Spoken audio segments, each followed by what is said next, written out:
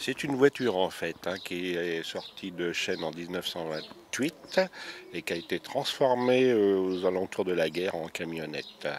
À l'époque, les camionnettes avaient des bons d'essence. Voilà, c'est pour ça que beaucoup de voitures qui consommaient beaucoup d'essence ont été transformées en camionnettes. Son état d'origine est à peu près correct et il me semble intéressant de le conserver tel quel.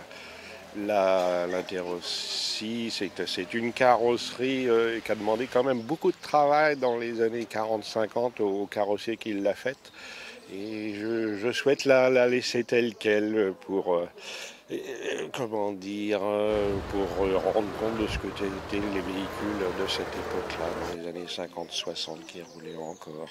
Et l'intérêt aussi, c'est qu'on n'a pas peur de la sortir. On peut aller dans les bois, dans les forêts, charger du bois. À la jaille, comme on dit chez nous, emmener la ferraille. Rouler en ancienne, c'est de se promener tranquillement, et de regarder le paysage, d'être avec d'autres. Ce qui est intéressant, c'est qu'on s'échange plein de renseignements. Si on a des petits ennuis, peut-être certains vont savoir comment les régler. Pour ce rallye là aujourd'hui j'ai amené une Renault de 1906, c'est une Renault XB. Bon, je ne sais pas exactement combien il y en a eu de sorties, mais il n'y en a pas eu beaucoup.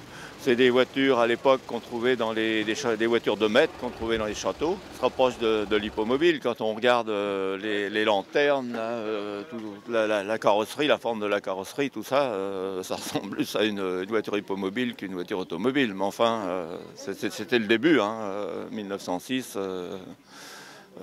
C'était le début de l'automobile. Dans cette carrosserie-là, il y en a pas eu beaucoup. Et en France, il ne doit pas en rester beaucoup.